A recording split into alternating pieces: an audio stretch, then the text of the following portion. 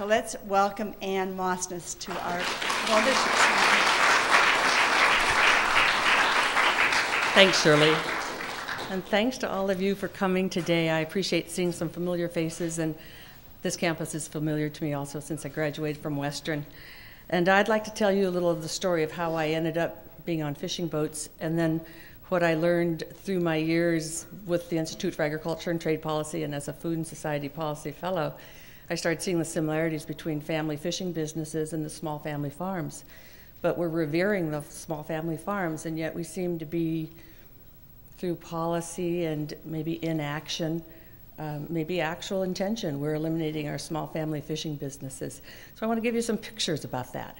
Some people carry around pictures of their children and their dogs, which I do, but I also carry around pictures of boats. So this is Copper River Fisheries, and for those of you who know that's the first salmon on the marketplace, it's caught in a delta of breakers and sandbars, and it's a very scary fisheries, and that was where I first started. And I have to admit, I'd never docked a boat until I owned one. So this is about reassessing aquaculture. We've been led to believe that this is the way we're going to feed the world, that we can produce enough protein so that we won't have hungry masses.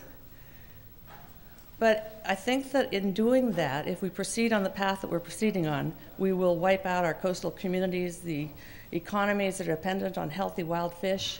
We could cause some really serious, irreversible environmental harm.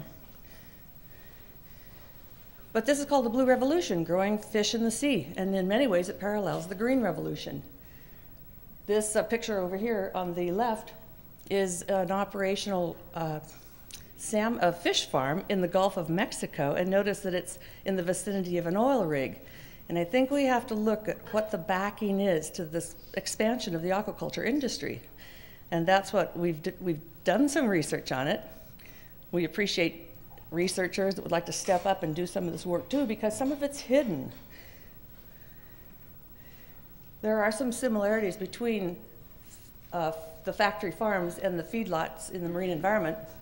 Some of them, the pollution is concentrated, the animals are concentrated, except on land there's containment systems. In the ocean it flushes out. Hormones and antibiotics are used to promote growth. Low doses of medications are used. It's said that in salmon farms more antibiotics are administered per pound of the product or the fish than in any other kind of livestock production. We have diseases and pathogens that occur in these concentrated marine feedlots. Those diseases flush out into the marine environment, and the parasites do too, and we'll see some of the slides that tell about that. It's vertically integrated in many cases, which means that the entire process is owned by one company. It eliminates the small growers or the small producers or anyone that could provide any competition. So I think you all understand that this is what we're looking at in terms of factory farming. Well, we're also looking at the essential part of wild fish to the marine environment. And you know this. You know that the eagles and the trees and the bears, we would not have our forests without wild salmon. We wouldn't have the hundreds of animals without wild salmon. We wouldn't have the small fishing businesses without the wild fish. So this was my first fisheries in Copper River. My son, who's now 30, is fishing my license in Bristol Bay. My daughter was my deckhand off and on from the time she was 12. So it's a family business, and this is not so unusual. Most of the native communities, most of the families throughout the coastline bring their children in. This is like farming. It's a business, the skills, the knowledge, the respect for nature, the ability to use duct tape and wire to fix things. It's passed on through generations. And in fact, my father continued coming till he was 84. And my son was 10 the first year that my son came to Alaska. 70 years between the oldest and the youngest on the boat. So I observed that passing on of that knowledge, which again we revere in the farm industry or the farm communities. We don't really notice this in fishing. Well, Bristol Bay, Alaska was my last fisheries for 22 years. That region is magnificent. The greatest amount of wild salmon returned, the greatest number of sockeye returned to this region. Last year, more than 40 million came back in 3 weeks. And there's more than 2,500 small businesses. Every business has to have the license holder on the boat or at the set net site. Just The reason I fished till I was 8 months pregnant, and I fished on crutches a couple summers, because the boat doesn't go unless the license holder is on board. And that keeps it from being consolidated. And that's an intentional inefficiency. Now, you wouldn't remember, half of you won't remember Earl Butts' famous statement that farmers should get big or get out, back when he was Secretary of Agriculture under Nixon. Well, there are economists in the fishing industry that say the same thing to us: get efficient or get out. But this intentional inefficiency of a permit holder having to be on the boat or with the set net site, this is what makes that income distributed to thousands of people, thousands of families. And then the crew and the deckhands and all of the other businesses that support fisheries, the money is distributed to. So this is a very vibrant part of our coastal economies. There's that little trigger. There. This is so delicate. But the Pebble mine is targeting Bristol Bay. The deepest open pit mine in North America could go into that vast, abundant wild salmon region of the planet. So this is a transnational corporation, or global corporations, De Beers and Anglo American, that would come into our region and extract gold, copper, and molybdenum using the process of arsenic and cyanide that would be in these large tailing ponds that in a seismic zone cannot be contained. So we're putting at risk those wild fish in order to supply the world with something that may not be essential. This is what an open pit mine looks like. This is what the tailings would look like if it was superimposed on the city of Seattle. So I just want to give you an idea of what is being faced by these remote regions that we don't really know much about unless we've had the good fortune of spending some time. But here we have another kind of enterprise that's directly affecting our wild species and our environment. And this occurs right here in our own Puget Sound. These are salmon farms, and they are off of Bainbridge Island, exactly across from Seattle. Now, these 4 farms don't contain fish any better than any mesh-sided net pens or cages could confine anything. They don't confine the pollution, they don't confine the pathogens, the parasites, they don't confine the fish. More than 613,000 non-native Atlantic salmon escaped in 4 years from the salmon farms in Washington State, and there are 8 of them. Dr. Arthur Whiteley, Professor Emeritus of the University of Washington, calculated that those 4 farms across from Seattle put 5.2 million pounds of fish feces into Puget Sound annually. That's a third more than the Seattle residents. And their effluence has been processed, it's sterilized, it's filtered. You can see the cost difference. Seattle residents paid $536 million to build a treatment plant, $80 million annually to maintain it. The fish farm industry pays $0 because they have open cages that let the effluents flush into our waters. And you'd wonder who's overseeing this. Well, we have the Department of Commerce as our federal agency, of which the National Oceanic and Atmospheric Administration is 2/3 of the budget. And they do ostensibly independent research that's non-peer reviewed, and they will say that our region is a good place to expand. We should have more fish farming. There's handouts over there that show that, in a NOAA handout suggests that we should have more shellfish production, and it lists the species.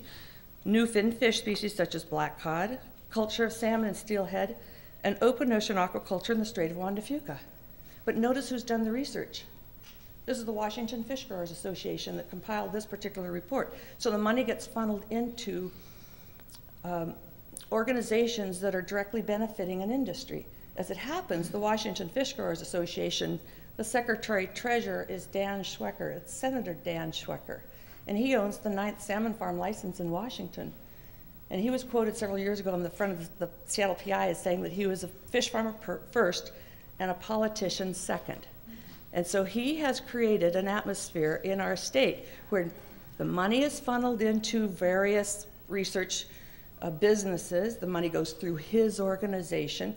The money goes through other kinds of agencies, and nobody's really taken a real cold, hard look at what these impacts are. This is another NOAA activity, the expansion of shellfish farming.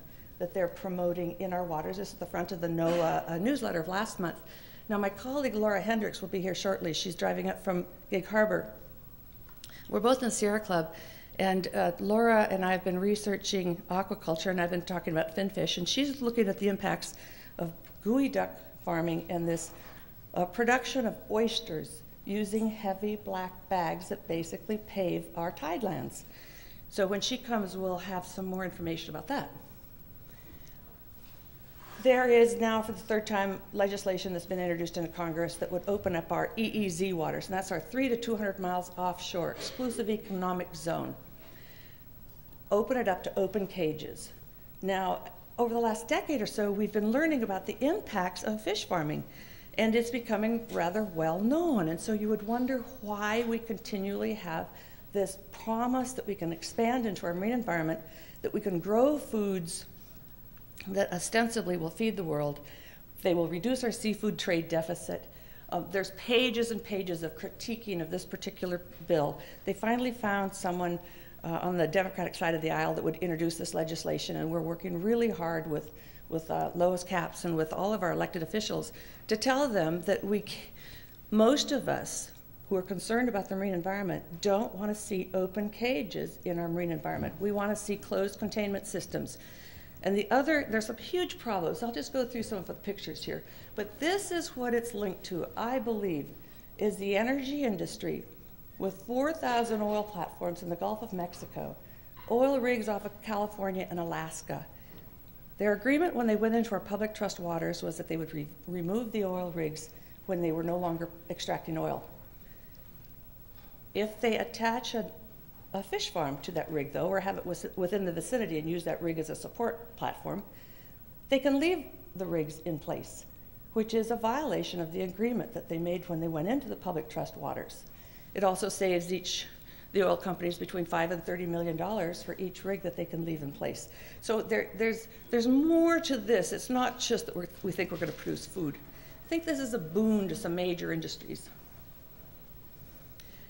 This is, one of the cages that's being used off of Hawaii as an experiment. Again, you see the risks that may not be noticeable, if you're not under the water with these divers. That's shark bait. See them over on the side cleaning? So you've probably heard now about the problems in British Columbia about sea lice.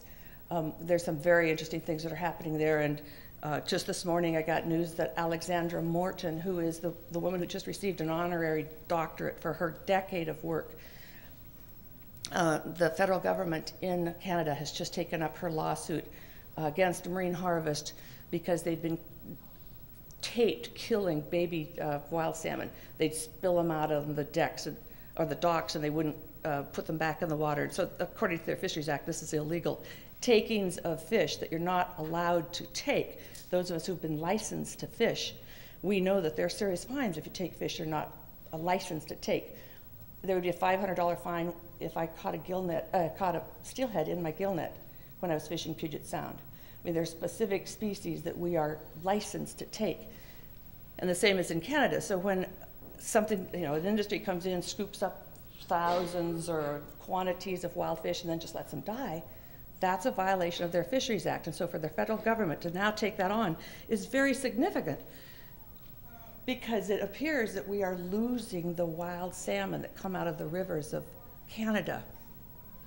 But we also had in our farms in Washington an outbreak of the pathogen viral hemorrhagic septicemia 2 winters ago. You didn't hear about that. I only heard about it because I was at a state aquatic nuisance species committee meeting. And it was a very casual discussion that, we've got this virus in our Atlantic salmon farms. And I was waiting for someone from ecology or someone from Department of Fish and Wildlife or someone to say, oh no, what are we going to do? So I said, oh no, because no one else did. And the person who announced this said, oh, we have a containment plan. I said, in a fluid environment? What's your containment plan? Well, it's just really on paper. So we had this pathogen that's considered a viral pathogen. There's great concern about it when it affects fish that are caught by sportsmen in lakes. I mean, I've got advisories from a lot of other states where it's like, make sure you don't transmit viral hemorrhagic septicemia between rivers or lakes. We get it in Puget Sound, and there's nothing done about it. Infectious salmon anemia has affected the fish in Chile. And again, the sea lice. You can see that this is the difference between the small fish that come out of our rivers here, the small little pink salmon, compared to an Atlantic salmon that can fend for itself when it comes out of the rivers in the Atlantic Ocean. Our fish, our species of salmon are various sizes when they leave when they out-migrate from their rivers. Very small, they don't have scales, they're very tender. So those sea lice that we saw earlier just drill right through, and it doesn't take very many to open up the skin to bacteria. And this is another kind of parasite that seems to be spreading in those regions that have salmon farms. I mean, we don't know how they're amplified. We don't know how poor the water quality is. And these kinds of parasites are beginning to infect wild fish, and there's no way of containment. This is Alexandra Morton, who, as I said, just received an honorary doctorate from Simon Fraser University. She was demonized, she was hounded, she was mocked, and discredited for a decade. And I hope if you read her work, you'll know how valiant she's been. We've also invited her to be a speaker at the Seattle Green Festival, January 6th, to hear more. And if you're in Seattle and if you come to the Green Fest, you'll hear her. June 6th. June, what did I say? January. Thanks, June, thanks. So this is really the problem with the British Columbia fisheries, is that, or the fish farms. When the fish farm industry was going to come into BC, they asked Alexandra Morton and residents that lived in these little places like Echo Cove, what are the rivers you want to protect? So they laid out the charts and they designated all those wild rivers, and that's where they put the fish farms. So those fish that come out of, say, the Fraser River, that go north, those juveniles have to go past 100 or so fish farms. A small number come around the south end of Vancouver Island. When they return, they'll come back through the same routes. So the fisheries on the south end of Vancouver Island, the fish that come through the salmon banks, that supports our tribal fisheries, it supports the commercial fisheries, and these fish are caught by the recreational anglers. And I have, possibly here in my little stack of papers, the Bellingham Herald. Yeah, gloomy outlook for local sockeye. 3 years in a row, the sockeye populations have collapsed that have come through our waters that were harvested by fishing folk in our country. Well, this has been devastating, and it's being attributed to the fact that those fish have to go through the 100 and some fish farms that are in BC, and they're disappearing. So this also shows that those fish have great migratory patterns, and they travel the whole region. The escaped farm salmon have also been found up in Alaska. They've been found as far away as the Bering Sea. And so when they get into the rivers, those Atlantic salmon have very odd behavior. They're more like the steelhead. They can reproduce, and then they can live in the rivers for months, or Dr. John Volpe says 2 years. They eat the juvenile small fish, the wild fish, and they eat the eggs of the wild fish. So we're seeing these fish escaping, traveling, going into really vibrant wild salmon rivers. During the Olympics, I went up for a demonstration with my counterparts, and this was the sign that they had, the Norwegian mascot. 92% of the farms in British Columbia are Norwegian owned, and that's a shame, because they don't allow these practices in Norway. They don't, they fallow the waters. They are very vigilant about the sea lice infestations. Sort of rogue fish farmers that came over here to this hemisphere. And they're setting up practices that the governments are not opposing. So it's really citizen action that's caused any attention to be paid. I'm going to now tell you a little bit about the shrimp farm industry, because this is all tied together. And my colleague Alfredo Corto of Mangrove Action Project, we've worked together for about a decade. And I've come to see the similarities. And I'm so salmon-centric. That's a major part of my diet. My friends know that's usually what I talk about. But as I've learned more about replicating factory farms elsewhere, we're seeing the same thing happen on the coastlines of tropical countries. And so this is a mangrove forest. This is healthy. This is, we have our healthy forests.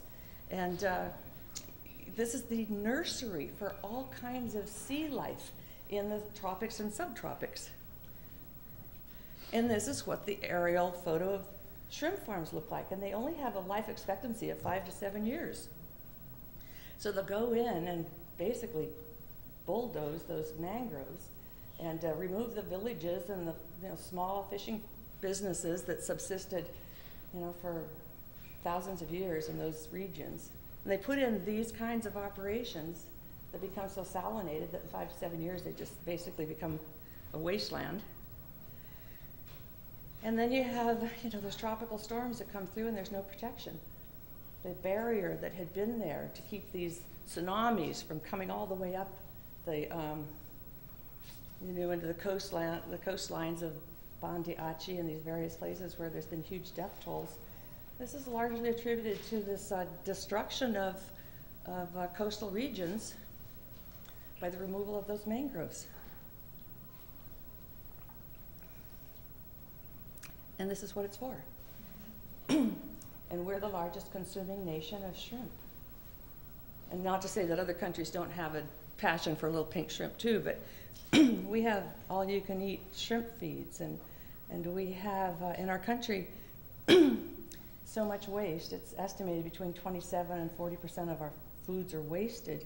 And I think this is one of these kinds of products that when you go to a seafood buffet and you realize that it's not going to get all eaten and it gets thrown out, they say, some of the Indonesians and some of the villagers in other parts of the country say, or the world say, you're eating our lifeblood when you're eating shrimp. So there are alternatives. There are shrimp that are wild caught, just like there's fish that are wild caught. And in making those selections, you might be paying a little bit more. Because you pay more, you're not going to waste them. And you know that you're supporting little villages or the coastal communities. There are little communities in Oregon that those fishing boats go out of, and they bring us the little Oregon pink shrimp. Just like there are these little villages in my last fisheries, the little villages of Igigik and Ugashik and Togiak and Naknik. Those are villages that if they don't have wild salmon, if they don't have the markets that take their wild salmon, then they won't exist either. They'll become victims of this push to get gold and copper and oil from their coastlines. And that has a very short span.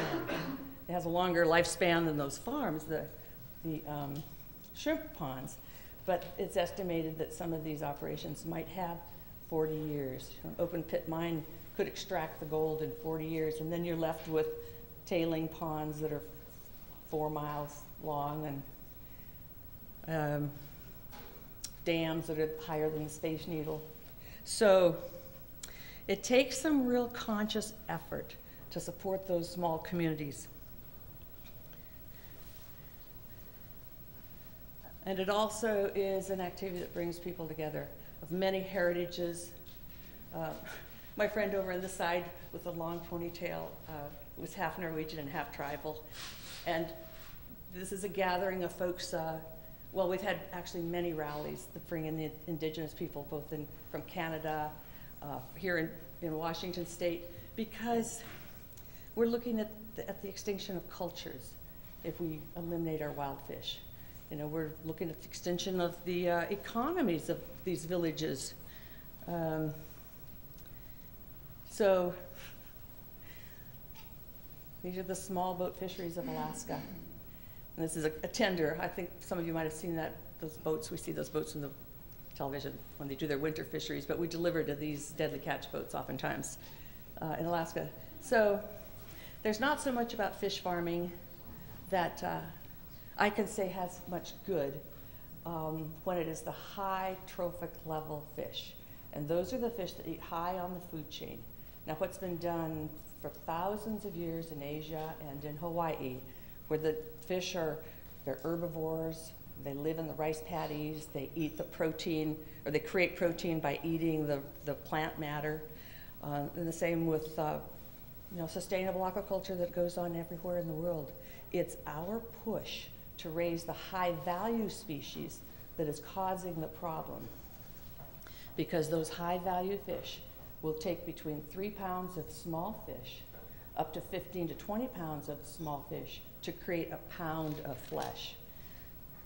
So those small fish are taken from the coastlines of developing nations, and many of you have probably heard this, but I was really touched by it when I was at the Forum for Food Sovereignty in Rome, and some Chileans came, and they were on their way to Brussels to talk about the high seas fisheries that was going on off of the coastline of Chile. And they said that this extraction of the mackerel and the herring and the sand, the anchovies and anchovetas, the extraction of these small fish to make into fish meal, to make into pellets that's fed to confined animals up here, you're largely in first world countries. Those small fish were an essential part of their human diet. It's also an essential part of their food chain of the oceans. So what we don't really hear when we hear about overfishing of the oceans, we're not being told that 1/3 of the ocean harvest are the small fish that are taken to make into pellets, to feed to confined fish in cages, to feed to hogs and chickens that are raised in the factory farms. And so if we were eating lower on the food chain, or if we were eating, those wild fish that are part of the whole ecosystem, then when they die, if we're not eating them, then they become a nutrient for other things. When we extract the 30 million metric tons of small fish from the oceans in order to create a small number of fish that are raised in pens, then you see what a social justice issue this becomes as well. We are basically taking the essential foods from people who don't have much protein. We can justify it by saying, oh, those are scrap fish. That's trash. Who eats anchovies and mackerels anyway? But that's essential in the diet of many people. So the pollutants, I suppose when you have something you can laugh at, maybe we've gotten to the point where we're going to win. But children are gleeful and they're optimistic, and this is the fence that was put up in BC. I thought it was very charming, and so I leave this for you to look at while I answer questions, and we're waiting for my friend Laura, who's going to burst in here. I did turn off my phone, but I think I'll turn it back on again, because she's going to talk about the industrial shellfish farming that's going on in Washington. And that's the expansion of aquaculture that is right here on our tidelands that we don't know much about. It's another one of those instances where the damage is usually out of sight. It's often under the water line. So NOAA is promoting shellfish farming. As I said, I showed you this form, or their handout, which says it's their #1 opportunity for growth. There's a NOAA hearing Thursday night in Seattle, at the Seattle Aquarium, and they're talking about the policy that they're creating. It's not just strictly a policy about cages in our offshore waters, which is really what NOAA oversees, is our exclusive economic zone. They're talking about a policy that is going to govern management of our tidelands, our coastal waters, and out to 200 miles. And this is operating as if there's no known environmental damage. This is being, I would say, driven by people who come from private industry aquaculture through the revolving door. The head of the NOAA Aquaculture Project, Dr. Michael Rubino, comes from private aquaculture. You have a question back there? It seems like one of the problems we're talking about is capitalism. And I was wondering if you've heard of something called the gift economy. The gift economy? The gift economy? No, do you want to tell us? It basically means that we recognize that what we have is a gift, and the primary transaction in the gift economy is sharing. And that seems to me to be the only sustainable way of living on this planet. If other people have questions, we do have a microphone so that it does get picked up in the recording as well. So anyone else would like to ask something here? You're speaking of the small fish being necessities for peoples, but aren't they also Just if you don't mind, I'm going to see if my friend is trying to find her way up here.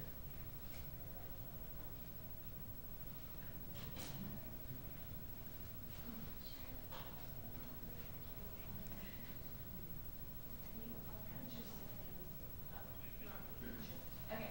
Well, just while she's on the phone, and since it's water related, this Friday at the PAC at 7 o'clock, it's $10 for students and 15 for the general public. But Dr. Emoto, the water guy, is coming. He's coming because on Saturday he's blessing the renaming of the Puget Sound to the Salish Sea. But he's giving a 2-hour seminar this Friday. It's going to be amazing.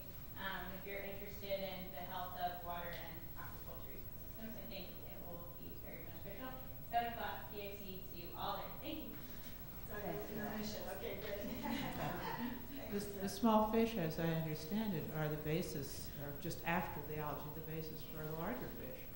And so if they're disappearing all over South America or all over anywhere, isn't that also going to impact the larger fish that everybody says is valuable to? We would certainly think that that's the case. I mean, I look at this as a sort of a get-rich-quick scheme and very short-term, that we're going to have this kind of rush to make money, opening up our waters to industrial feedlots, and it's not sustainable. I mean, that word is so ill-used so often, that things can be sustainable when they're really degrading resources for the future. And under the public trust doctrine, we have an obligation to protect the natural resources for future generations, which is one of the reasons that some of us have spent a long time, trying to uncover what's really going on and get through the disinformation that we're being told. We're being told that we have a seafood trade deficit, and the reason we have to grow these fish in our own waters is because we import so much. Well, we're importing shrimp. We're importing a lot of seafoods from China. We're importing seafoods that aren't properly labeled. We're importing seafoods that are raised with different kinds of chemicals, or in the process, the chemicals are being used, chlorophenol and malachite green and things that are forbidden here. But we only inspect maybe 1 or 2% of our imports, and so we don't really know what we're bringing in. And so if we get past the notion that we have to have all this abundant food all the time, we wouldn't be, I don't think, plundering the resources of the oceans like we have been doing. And it's a great concern to me. I think it's sort of end timers that might think it's okay, to take what they can quickly. I happen to not think it's okay because I've seen the existence of these communities that really don't have anything else. I mean, I used to sort of think about those communities in Western Alaska. Bristol Bay is on the Bering Sea. And I'd think, well, the next community down is like over the edge of the earth where the dragons live. And then I went down there and went fishing in Ugashik, and it's just perilous, precarious living. But they have 30 million sockeye that return in us. And these are grazers of the ocean. Sockeye, humpies, and chums that nature created in abundance graze oceans. So they're eating small plankton and krill. So they're abundant, and it's supported these communities for 10,000 years. So I have grave concerns that we're plundering, and we're going to have some real serious ramifications in our lifetimes from it. And now Laura has come here, and I'm delighted that I can introduce you to her because I know some of you will have to leave pretty soon. So Laura, let's bring your disc over here. This is Laura Hendricks. We're both in the Sierra Club. Laura is our chair of our Shorelines and Aquaculture Committee. And she has been working valiantly on looking at the impacts of the shellfish farming that go on largely in our estuary of Puget Sound. Those coastal, or those tidelands, those pocket estuaries, those little sheltered coves that we would love to walk on and take our kayaks into and canoe over. You'll see miles of gooey duck tubes or miles of heavy black bags that are filled with oysters. So it's changing the topography, it's changing the water quality, and it's certainly changing the recreational use of a lot of our beaches, and it's an expanding industry. So are we on now? So when Laura starts showing hers, I get to work this. Hmm? You'll have to start it. Okay, so do we have someone here who can help us? He's going to help us. Very good. Any more questions real quickly about the fish issues? You explained how the factory farms obtain food for their captive fish. Can you explain the opposite corollary of how the wild fish, what they eat, and how that differs from getting all these little fish that you were talking about? Yeah, as I said, you know, nature in her wisdom created the species of salmon that graze the ocean in abundance. And so they're just converting plankton and small krill into the protein that many of you love to eat. And the smaller number of Chinook and coho that also eat small fish, as do Atlantic salmon. Those are the species that can be raised in pens because you can toss pellets to them. They need that higher protein, you know, higher amount of protein in order to flourish. So the other difference is when the wild fish die, they become a nutrient in the ocean, you know, which then other animals feed on. Or when they return up to the rivers, they provide the nutrients for the forests, for the trees, for the eagles and bears. You know, we wouldn't have these abundant forests if we didn't have the returning wild salmon to them. So, you know, the ecosystem works in harmony. Those of us who bring the public's resource to your dinner plates have very strict management guidelines that those fish in the salmon fisheries, those fish are counted upriver before the opener occurs down on the fishing grounds. They're actually college students, and maybe some of you have done this or know of people who've done this, and they'll sit on tall towers next to a river, and 10 minutes on the hour they'll count the fish that go by with a clicker. That way the biologists know how many fish have returned to the spawning grounds. And then they'll make a decision. Okay, we'll have a 4-hour opener or a 6-hour opener. We've had 1-hour short notice openers. We had to tow boats off the beach in order to go fishing. But it's that closely managed. So that's the difference, is that when we put together a concentrated, high trophic level carnivore that has to have millions and millions of tons of food, then it's not in balance. And now Laura Hendricks is going to tell us about shellfish aquaculture. Laura. Sorry, I didn't swim here from Tacoma, or actually Gig Harbor, but I feel like it. It's been a long morning. Ann will run through the slides, I guess. Are you going to click for me? The next slide is, these are the icons at risk. Industrial shellfish aquaculture is taking over South Puget Sound. Now, you don't live down there and you're not there, but we are the nursery for all of Washington. That's where the orcas go, that's where the salmon goes, that's where everything has to go in order to survive. And you'll see the pictures here. These are the ones we're trying to protect. And on the next slide, you'll see geoduck tubes of fields. 40,000 tubes are in every acre.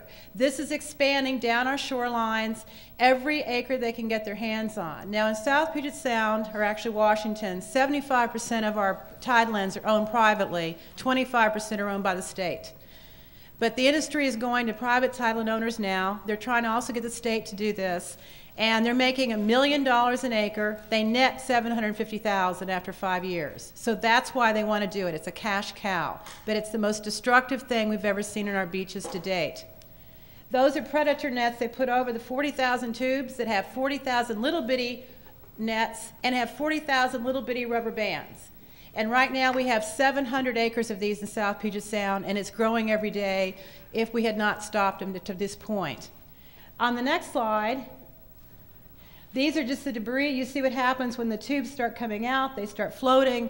They end up in the bottom of our estuary. We don't know how many are out there, but we know that if you have 700 acres times 40,000 tubes, and even 10% escape, we've got a ton of plastic at the bottom of the estuary. We're putting in 8 miles of PVC in every acre.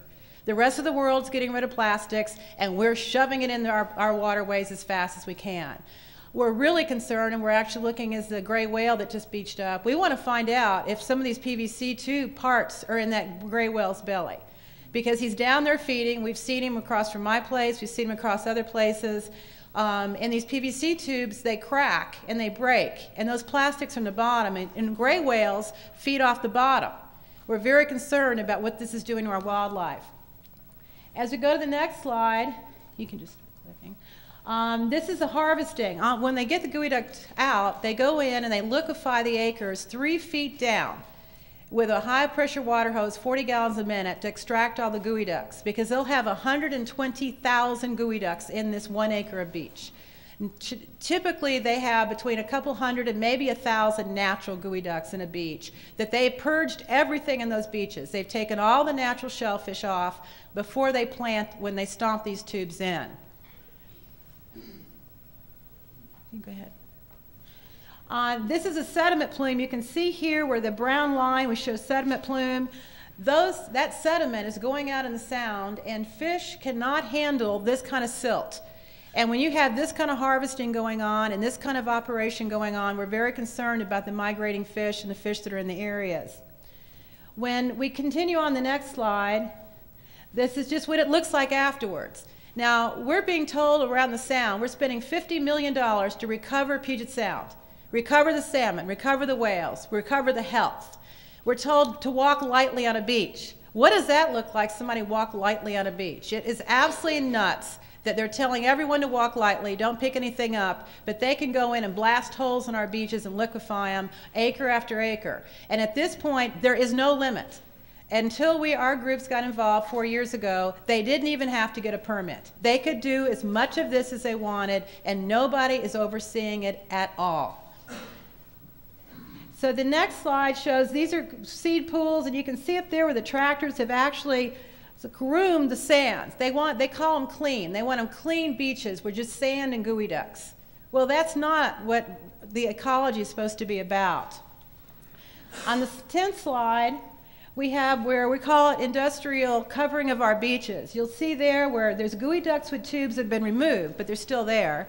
You have oyster bags that are blanketing the areas. You have tubes that are planted in 2008 and more geoduct tubes that are on to the right. Our beaches are being plastered from the very top of the bank down to the water's edge with either tubes, oyster bags, or clam nets that you can't see on this one that are above the oyster bags that go up right towards the beach. There is no place for our wildlife to feed. It restricts their feeding, it restricts their rearing, it restricts everything that they do. And we feel like this is one of the most ecological, biggest problems we have ever seen in South Puget Sound. The next slide shows oyster bags again, and they just go for miles. And they say that the wildlife can get their fair share. Well, unless they pick up a bag with their beak, I don't know how they get their fair share, because all the things they eat are underneath those bags that have been smothered. We'll keep going on to the next ones, where, it's kind of delayed. This is mussel barge is fine. Then they're putting, if they can't have enough stuff in our beaches, now they want to put in mussel rafts. And those rafts they're really barges. They're 30 by 35 feet wide. Yeah, go ahead, mussel. Yeah. They're 30 by 30 feet wide. They put 48 in one inlet. They, on a Saturday morning, didn't tell anybody they were coming. They had planned to put 120 of these out there. The shade, the substrate, there's dissolved oxygen problems because so many mussels are hanging. There's millions of mussels that are hanging off these barges. There's an application right now in South Puget Sound for an estuary for another 90 of them. On the next slide this is what they scrape our beaches with, is a great big barge. And when the tide is in, and the beaches are totally destroyed. And these are forage fish areas as well, where they spawn for sand lance, herring, and smelt. And different beaches have different forage fish. Without forage fish, we will have no fish, and we will have no whales. And most of the forage fish areas are in South Puget Sound. There's some in north where there are herring in North Puget Sound, but the majority of them are in South Puget Sound. This is where they go in and they clear the vegetation off all the beaches. Vegetation is essential. This is food, it's cover, it's essential fish habitat, and they don't like it because it fouls their nets. So they go in with wheelbarrows and they absolutely clear it. And as their quote, they say in several applications we've seen before we got started and they realized they had to start telling things that weren't the way they really were doing it, is that they clear the beach like a pasture of all predators and all life so they can plant their commodities. And that's how this is done. It's really run like a wheat farm or a crop farm. Wheat farms are great, but not in Puget Sound, not when we're spending $50 million to try to recover it. These are sea stars in the bottom where they take lime and get rid of they call them predators, and they pour lime on them. They inject them with bleach. They take our sand dollars and they take thousands. It just happened last week where they took thousands and threw them on top of the beach and let them die. They can only live out of the water for 2 hours and then they're dead. Plus sand dollars are also part of essential fish habitat because fish nibble on them, and then they're also there for other purposes. We have eagles that are being caught in the nets. We have crabs that when the nets come up, the crabs go under. When the nets go down, the tide goes out, they get caught underneath those nets. The otter actually has a rubber band on his torso that what happened is he probably put his head in one of those geoduck tubes, the band's on it, it got around his neck when he was a little bitty guy, and now he's larger and he can't get it off. He came up on one of our beaches, was wrestling around trying to get it off. We tried to get to him, and then the mother came up and wouldn't let us anywhere near, and then he went back in the water. So we don't know if that band will eventually break or it will just kill him. These are in British Columbia. This is what they're doing with Longlines, rafts. They've basically taken over British Columbia. And we work closely with them because it's like the nightmare before Christmas. We see what they do there, and it's coming here. It's just they haven't gotten that far here because we have had so many people resisting in South Puget Sound demanding regulation. The next Canadian slide shows the beaches where you can see all that netting. It doesn't even look like beaches anymore. That's netting where all that is are tracks of clams or oysters that they're putting on those beaches. And that's what's coming here if we don't stop these folks. The next slide shows, this is just a typical estuary in South Puget Sound where you can see they have geoduck tubes, they have geoduck seed pools, and then around the corner they have oyster nets and bags. There's nothing natural left about this. Industry will say that the shoreline owners don't like this because of our view. We're NIMBYs. I got to tell you, what we see when we see that is destruction. It has nothing to do with the color of the tubes. And they tried to derail the argument by saying, well, we'll just use gray tubes. And we said, we don't care if you put purple polka dot in poos. We don't want tubes. We don't want this plastics in our marine waters. The next is, the red dots are where all the sites are. And you can see down in South Puget Sound that it's basically you have Totten Inlet, Eld Inlet, and those are in Thurston, Mason counties. The red dots around that are not quite as many, you have a lot in Hood Canal. So they're trying to go north, and they can only stay in basically Pierce County, Jefferson County, Thurston, and Mason because it gets too cold where y'all are. They can't really plant geoduck up here. And they really can't do the oyster operations as much up here as they can down there. I'm going to go through, these are 26 reasons why they shouldn't be doing this, and it's 2 slides. And I won't go through all that, and I'll just talk now you just go ahead and go into the end. We have issues on 26 reasons why they shouldn't be doing it. Least to say they're in forage fish areas, they're using plastics, we have dissolved oxygen problems, and there's just too many to go through right now. There's also the issue of sustainability. We endorse these small growers that are doing clams and oysters on a beach, naturally without the nets, the way they've always done them. That's sustainable. But sustainability is not bringing in loads of plastics and plastering our beaches with them to put in places they never were in the first place.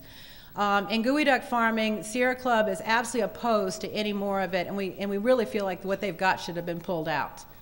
As far as human health, there are issues that we have been looking at as well because we've been contacted by scientists. You have cadmium issues in some oysters, where in some hot spots in Puget Sound, there are 5 and 7 times more cadmium than you should have in your body, which is a heavy metal.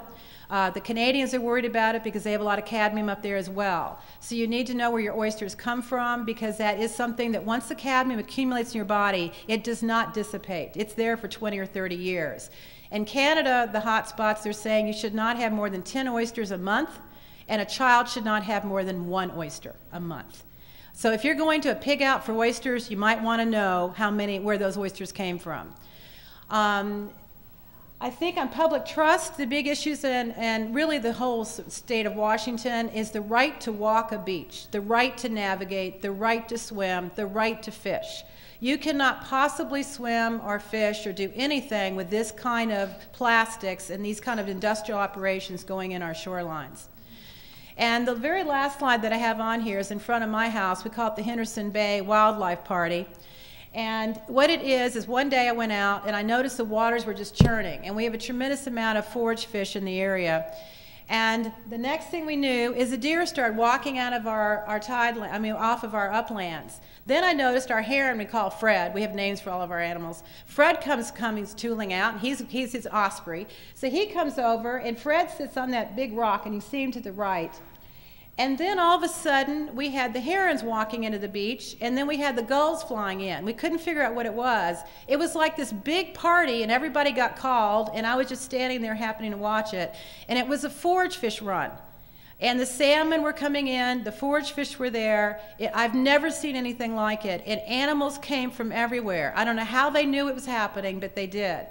This is what we'll lose if we lose our beaches. And in my area, you'll see there's no tubes because four years ago, they put an application in front of me for 25 acres of geoduck farm. That's how I got involved in this. But it turned out they were on my land. So when I went to the county, said, hey, you can't do this. It's on my tide lands.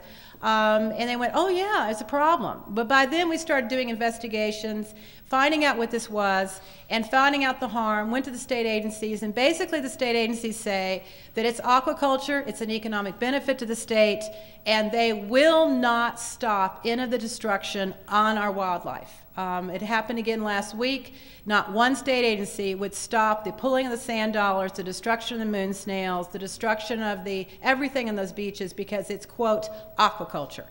So Sierra Club's taken this very seriously. We are looking at our options and working with all the regulatory bodies, and we'll be doing whatever we have to do. So I've tried to talk as fast as I could. Any questions? Y'all may have to leave, but. I just had a quick question Sure. about, in Whatcom County, we have a lot of problems with E. coli in our freshwaters that affect shellfish farming. Right. And it seems like there's a lot of environmental conflicts between those two things, using one as an excuse to prevent the other. How do you feel about that, and how do you solve those environmental conflicts? Well, first of all, there's two kinds of aquaculture. You have restoration aquaculture, where you go in and you've got a water body that's impaired, and they usually bring in oysters to filter the water. Restoration aquaculture is used around the world, but that's not industrial aquaculture, and it's not commercial because they're not selling it. You can't sell stuff that's basically eating all the pollution. What we're seeing here in South Puget Sound is they're doing it to make money. It has nothing to do with restoration. We feel like shoreline owners and basically all stakeholders need to work together to stop the fecal coliform, whether it's animals or people. And the shellfish industry is obviously an advocate for clean water, but they should not be given a license to exploit because they're for clean water, because quite honestly, all of us are for clean water. I'm a shoreline owner, and I got to tell you, the last thing I want to do is go out on the beach and go swim in somebody else's sewage. And most of us feel that way as well. So we do need to work together, but it's like anything else. You can't exploit something you're trying to protect. Okay.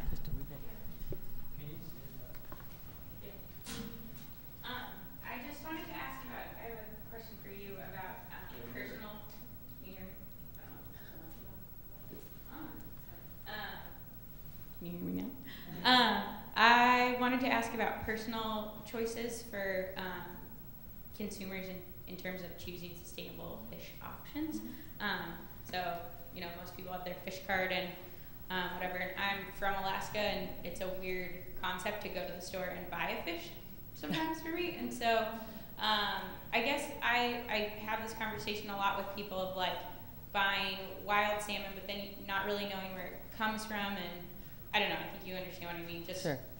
In terms of how individuals can kind of participate in more sustainable practices.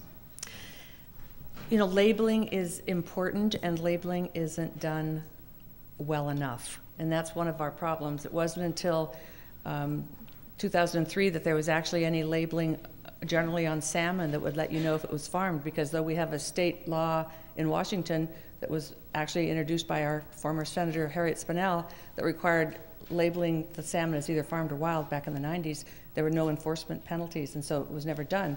So I actually spoke at the Public Interest Environmental Law Conference in 2003 and told the audience that I had met people who were so chemically sensitive that if they ate the petrochemical colorants, canthaxanthin and astaxanthin, they would be violently ill, and those are the colorants that are used in farmed salmon. There was an FDA regulation that required the labeling of those colorants and never enforced. And I was calling the FDA for several years, actually. And so finally, it was a national class action lawsuit that brought about the labeling of colorants in farmed salmon. And if you don't see that farmed salmon is labeled, you need to tell that to the retailer, because chemically sensitive people have a reaction to that. So there is the labeling, at least of farmed and wild salmon. The Marine Stewardship Council is a certifying organization globally, and they look at fisheries, and they have quite a criteria of determining, what methods are used, the impacts on the rest of the ecosystem. I mean, they send out objective people to look at a fisheries. And Alaska salmon was the first fisheries that they certified as being sustainable and receiving their little blue sticker with the fish on it. And there are some problems, you have to sort of pay for the evaluation. Not a lot of small fisheries can do that, but that's another way of knowing. Alaska, in its constitution, states that they will be managing their fish for sustained yield. That's in the state constitution, that Alaska has oversight of their fisheries so that they do manage for sustainability. As I said, with salmon, it's easy enough because they count the numbers literally. I've been in fisheries in 1980. They didn't open it for sockeye on the Copper River. In Bristol Bay, when there's a downturn in some of the species, the boats don't fish. We'll fish earlier species, we'll fish different districts if we're licensed, or we live frugally that year because we haven't made the income that we generally expect to make. That's the way we want our fisheries managed. And so if you buy fish in the store and it comes from Alaska, you can be absolutely certain that it's a managed fishery. If it's got the MSC sticker on it, you can tell. Here in Washington, I fished in Washington, and I watched the management of the fisheries up and down the coast, and their criteria is very similar to Alaska, that they want the fish stocks to be vibrant. And so the easiest thing they can do is restrict fisheries, but we will not get our runs back when we have between 250 and 450 dams on the Columbia and its tributaries. I mean, I haven't even been able to find the exact number because, there's so many impacts that are sort of hidden from us. The easy one is to say, well, we'll just restrict fisheries. But when you lose your voices of the people who care so much about going to sea on small boats, and bringing that marvelous food to the public, there have been ballot measures that have tried to eliminate commercial fishing, and tribal fishing would be the other victim of it. In the 90s, we had to fight two ballot measures that when we looked at the backers, it was the Columbia River Alliance. It was the industrial water users of the Columbia River. And their ballot measure back in 95 would have eliminated tribal, commercial, and recreational fishing. They would have lost all of those voices because we were calling attention to the mortality caused by the dams. So it's very complex. That's why we're talking about aquaculture, because the impacts of aquaculture are not recognized. That's definitely under the waterline and generally out of sight. So you have to be really a conscientious consumer. But I would say that, if you look at the seafood cards and if you understand a little bit of management of Alaska's fisheries, you can be very confident. And I hope that you all do enjoy wild fish. It happens to be one of my staples. My father, as I said, continued coming to Alaska till he was 84, and I think his good health was, largely because we ate fish every day. Other questions? I'd like to Neil. piggyback on the last question, but I think I've got a handle on the Alaska salmon, local salmon. But I have a question specifically, if you don't mind. Pinnacle Muscles. We've been eating those mussels for quite a while and thought things were okay, but maybe not. Well, as far as, it's like anything else. You don't want a Walmart or a Target on every single corner, but you have to have some. I think that Pin Cove's been around a long time, and it's pretty secluded. It's not, they're not expanding. We don't have a problem with that. The issue really is we have several large corporations that want to own the world and feed the world, and with $10 a pound stuff, and gooey ducks are going for $100 a plate. And we just don't think that Puget Sound should be ruining our beaches to do that. But there's a happy medium between, yes, the Pin Cove's fine, independent oysters are fine, clams. The historic areas is really where they should be. It's this expansion that got everybody's attention. Nobody really said anything on the historical and where they've been. It's this expansion where we have to feed the world. And mainly, 99% of it's going to China and Japan. Do you know what a gooey duck looks like? Well, it's ugly, that's all I can tell you. And it's a virility meal in Asia. Yeah. So these are export commodities that our beaches, our waters are producing export commodities.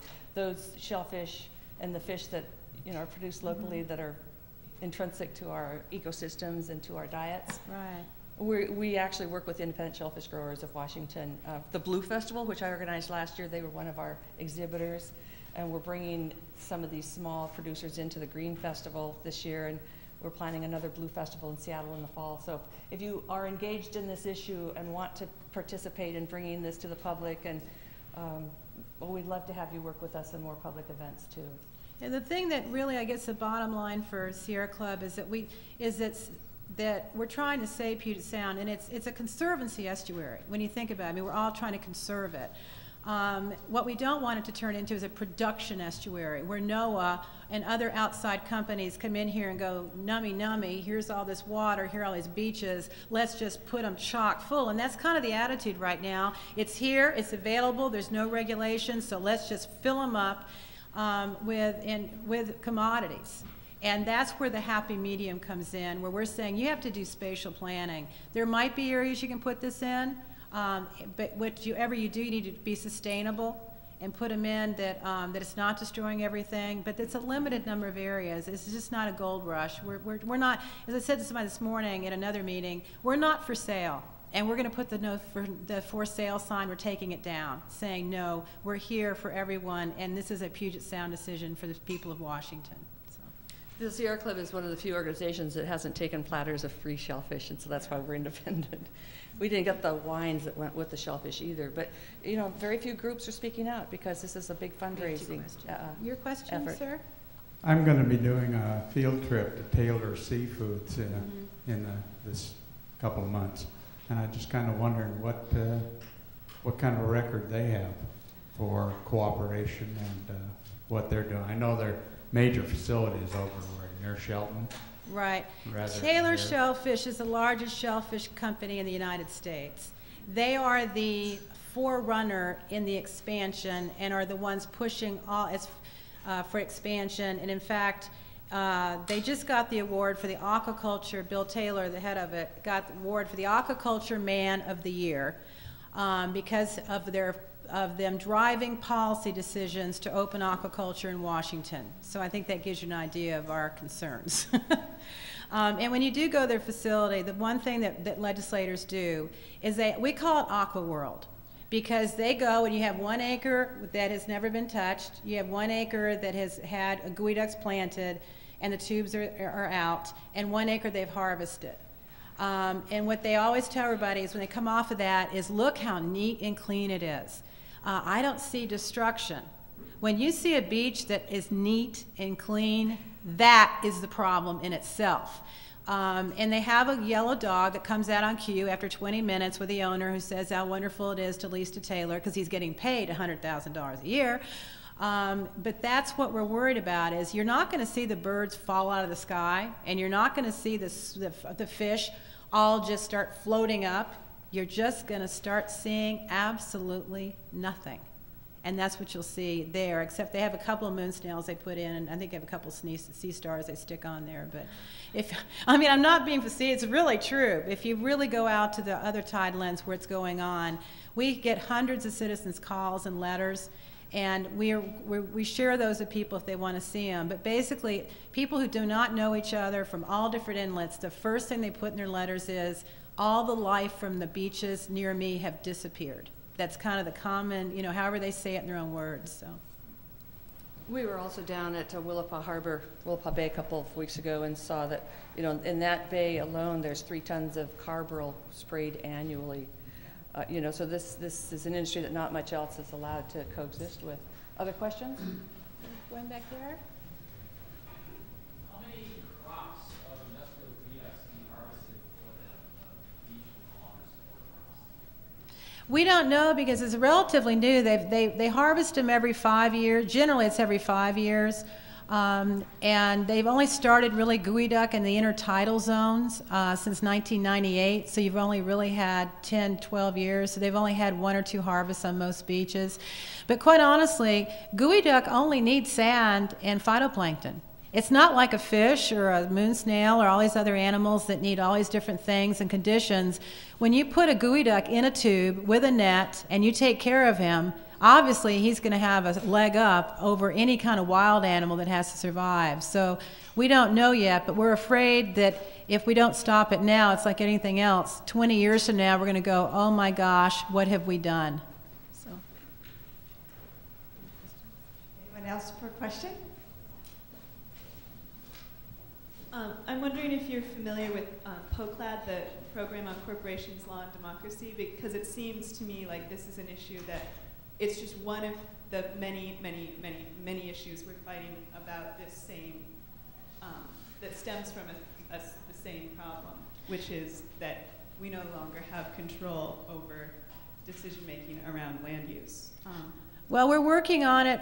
Our group, before I went to Sierra Club, our coalition, is it too loud? Okay. Has spent over $200,000 in legal fees, and we've had the finger in the dike. There have been no new geoduck farms or no expansion of aquaculture in Puget Sound since we started 4 years ago. We've asked them to hold off the expansion until they figure out what they're doing and get more science and look at the impacts and put together a plan. You know, how much are they going to put and where they're going to put it. I don't know if Ann mentioned it, but there was a lawsuit filed, and the charges were on the finfish, where that is now in the news, where they have now, the courts, or I don't know how you say that. In Canada, the federal government is now taking a look at the charges against marine harvest, as I mentioned earlier, right, for killing wild fish. So the tide is really changing now, where the courts are looking at this and giving favorable decisions, like the Maury Island case. I don't know if you ever saw that on the gravel mine, where they, down in Vashon Island, where they were going to put that in, and they basically, the judges stopped it and said the Corps did not do an adequate job.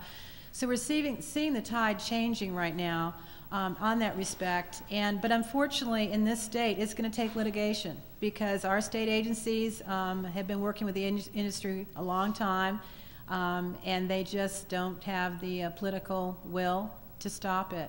Part of it is that agency employees could be somewhat at risk. Back in 2002, I think, is the year that the Whatcom County Council took up the moratorium on salmon farms in our waters.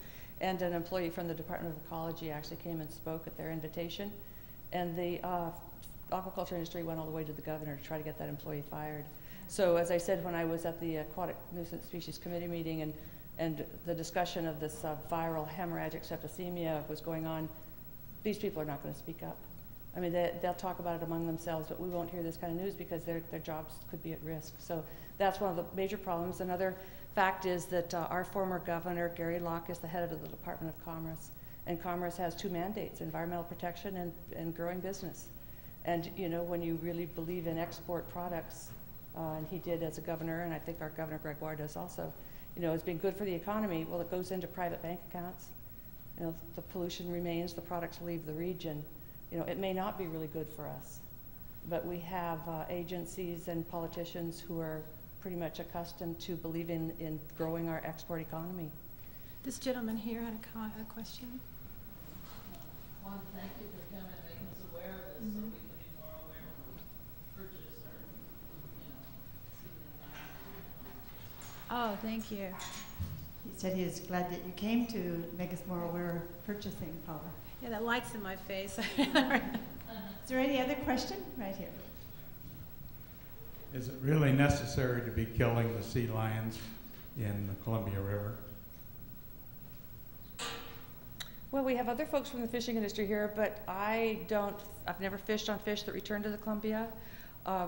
You know, again, I think it's a situation of fish moving really slowly, sea lions feeding at the dams. You know, if we provided fish ladders, we'd have more vibrant runs of fish. There'd be more food for everybody. But those dams that were built in the Columbia, for the most part, wiped out fish runs. And so, you know, the fish that are moving through are moving very slowly. We've deprived the tribal fisheries, you know, all the fisheries and other animals that depended on those fish are suffering. So I don't know that it's only the sea lions that we need to address. We need to address the destruction of wild fish in our entire region for man-made, you know, our activities. And that's one of the biggest issues when you look at all this is where does the cascading effect stop? You kill this, what does that eat? What is that a food source for? One thing that we do know in geoduck farming is when they liquefy these beaches, the tube worms and the coreophyrium are essential food for Chinook salmon. So if we're going to be, and they say, well, but the beaches return in at least a year.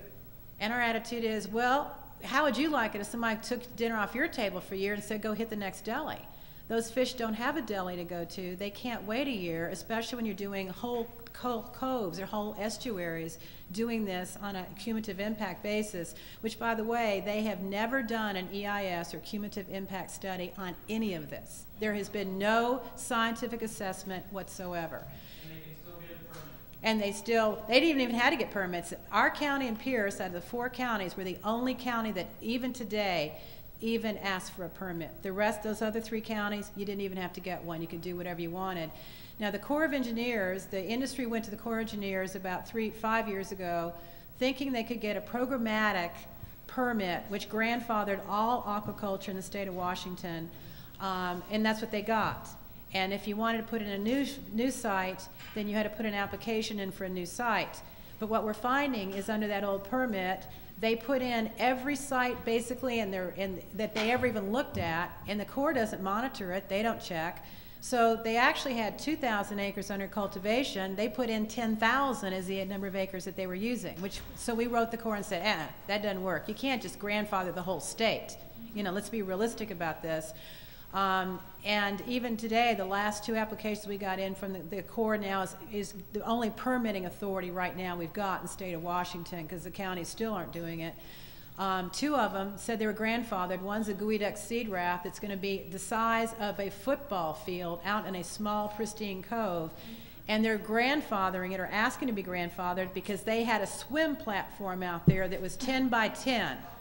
And now it's going to be a football field size of barges and pilings and all this. And we just try to nicely say to the Corps, you got to be kidding me.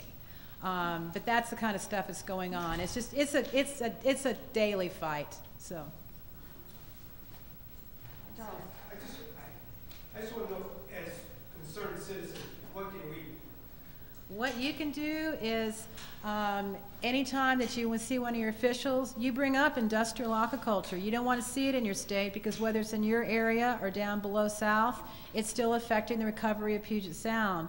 When you go to the market, you ask where those oysters come from. You ask where the clams come from. Are they using nets and tubes, and are they using all these plastics? Because if they do, you don't want to buy them.